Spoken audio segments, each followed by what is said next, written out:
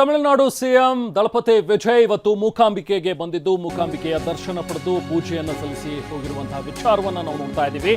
ಋಣ ವಿಮೋಚನೆಗಾಗಿ ಬೆಳ್ಳಿಯ ಖಡ್ಗವನ್ನ ಸಮರ್ಪಣೆ ಮಾಡಿದ್ದಾರೆ. ಹರಕೆಯ ಋಣ ತೀರಿಸೋದಕ್ಕೆ ಬೆಳ್ಳಿಯ ಖಡ್ಗವನ್ನ ಅರ್ಪಿಸಿದ್ದಾರೆ. ದೇವಿಗೆ 1 ಕೆಜಿ 600 ಗ್ರಾಂ ಖಡ್ಗವನ್ನ ಸಲ್ಲಿಕೆ ಮಾಡಿದ್ದಾರೆ. ಇದ್ರ ಹಿಂದೆ ಒಂದು ಸಂಖ್ಯಾಶಾಸ್ತ್ರ ಕೂಡ ಇದೆ. ಅದೇನಂತ ಹೇಳಿದ್ರೆ 1 ಕೆಜಿ 600 ಗ್ರಾಮ್ ಅಂದ್ರೆ 1.6 ಅಂತ ನಾವೇನ್ ತಗೊಳ್ತೀವಿ ಇಲ್ಲಿ ಕೆಜಿ. ಸೊ ಅಲ್ಲಿ 1 + 6 ಮಾಡಿದ್ರೆ ಅದು 7 ಬರುತ್ತೆ.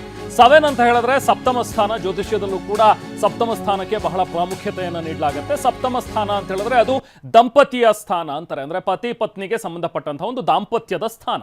ಅಂದ್ರೆ ಸಪ್ತಮ ಸ್ಥಾನ ಉತ್ತಮವಾಗಿದ್ರೆ ದಾಂಪತ್ಯದಲ್ಲೂ ಕೂಡ ಎಲ್ಲವೂ ಕೂಡ ಸರಾಗವಾಗಿರುತ್ತೆ, ಸುಲಲಿತವಾಗಿರುತ್ತೆ ಅಂತೇಳಿ. ಬಟ್ ಇಲ್ಲಿ ವಿಜಯ್ ಅವರ ಕೇಸಲ್ಲಿ ಹೇಳೋದಾದ್ರೆ, ವಿಜಯ್ ಈಗಾಗಲೇ ತಮ್ಮ ಪತ್ನಿಯಿಂದ ವಿಚ್ಛೇದನ ಕೋರಿ ಅರ್ಜಿ ಸಲ್ಲಿಸಿರುವಂಥದ್ದು. ಅವ್ರು ಬೇರೆ ಬೇರೆ ಆಗಿರುವಂಥ ವಿಚಾರಗಳು ನಿಮ್ಗೆಲ್ಲರಿಗೂ ಕೂಡ ಗೊತ್ತೇ ಇರುವಂತಹ ವಿಚಾರ.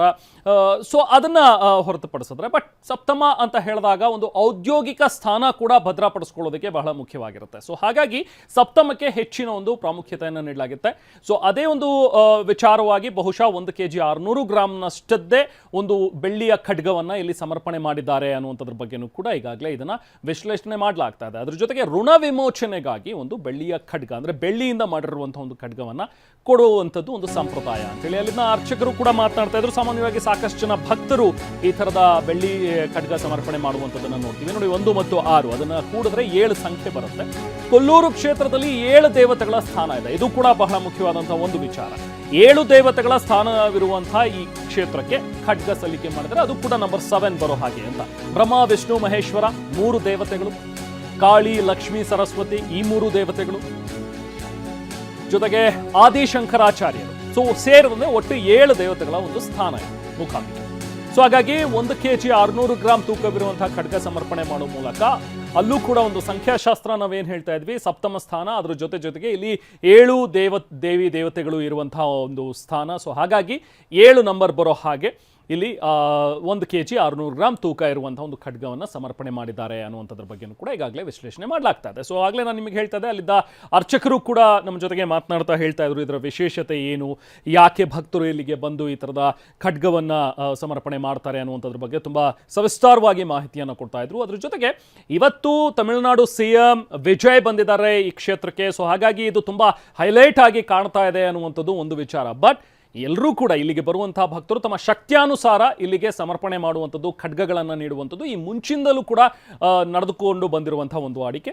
ಸೊ ಹಾಗೆ ಈ ಕ್ಷೇತ್ರ ಇವತ್ತು ನಿನ್ನೆ ಒಂದು ಪ್ರಸಿದ್ಧಿ ಪಡೆದಿದೆ ಅನ್ನುವಂಥದ್ದಲ್ಲ. ತಲತಲಾಂತರದಿಂದಲೂ ಕೂಡ ಕೊಲ್ಲೂರು ಮೂಕಾಂಬಿಕೆ ಅಂತ ಹೇಳಿದ್ರೆ ನಮ್ಮ ರಾಜ್ಯದ ಶಕ್ತಿ ದೇವತೆಗಳಲ್ಲಿ ಒಂದು. ಸೊ ಹಾಗಾಗಿ ಬೇರೆ ಬೇರೆ ರಾಜ್ಯದ ಬೇರೆ ಬೇರೆ ಕ್ಷೇತ್ರಗಳಲ್ಲಿರುವಂತಹ ಗಣ್ಯರು ಎಲ್ಲರೂ ಕೂಡ ಇಲ್ಲಿಗೆ ಬರೋದು, ಪೂಜೆಯನ್ನು ಸಲ್ಲಿಸುವಂಥದ್ದು ಇದೆಲ್ಲವೂ ಕೂಡ ವಾಡಿಕೆಯಲ್ಲಿ ಇದ್ದೇ ಇದೆ. ನಾವು ಪ್ರತಿನಿಧಿ ಪ್ರಜ್ವಲ್ ನಮ್ಮ ಜೊತೆಗೆ ಸಂಪರ್ಕದಲ್ಲಿದ್ದಾರೆ, ಮಾತಾಡೋಣ. ಪ್ರಜ್ವಲ್, ಈಗ ಖಡ್ಗವನ್ನು ಸಮರ್ಪಣೆ ಮಾಡಿರುವಂಥದ್ದು ಕೂಡ ವಿವಿಧವಾಗಿ ವಿಶ್ಲೇಷಣೆ ಮಾಡಲಾಗ್ತಾ ಇದೆ. ನೀವಾಗಲೇ ಅರ್ಚಕರನ್ನ ಹತ್ರ ಮಾತಾಡ್ತಾ ಇದ್ರೆ, ಅರ್ಚಕರು ಹೇಳ್ತಾ ಇದ್ರು ಇದರಲ್ಲಿ ವಿಶೇಷತೆ ಅಂತ ಹೇಳಿದ್ರೆ ಇವತ್ತು ವಿಜಯ್ ಸಲ್ಲಿಸಿದ್ದಾರೆ ಅನ್ನುವಂಥದ್ದಷ್ಟೇ.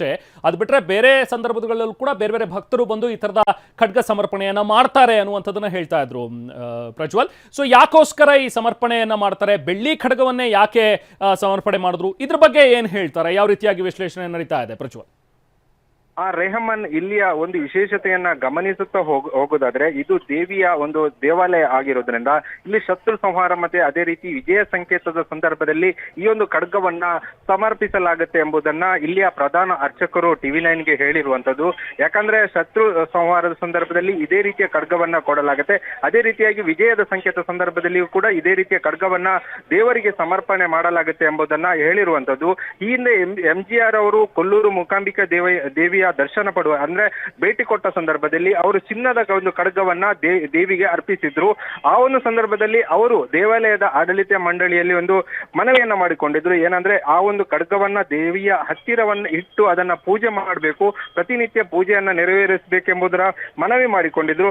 ಅದರ ಬಳಿಕ ಆ ಒಂದು ಖಡ್ಗವನ್ನ ದೇವಿಯ ಹತ್ತಿರವೇ ಆ ಒಂದು ಖಡ್ಗವನ್ನ ಇಟ್ಟು ವಿಶೇಷ ಪೂಜೆಯನ್ನ ಪ್ರತಿನಿತ್ಯ ಸಮರ್ಪಿಸಲಾಗುತ್ತೆ. ಹಿಂದೆ ಅಂದ್ರೆ ಖಡ್ಗವನ್ನ ಕೊಟ್ಟರ ಬಳಿಕ ಅದರ ಬಳಿಕ 2 ಬಾರಿ ಅವರು ಬಂದಿದ್ರು.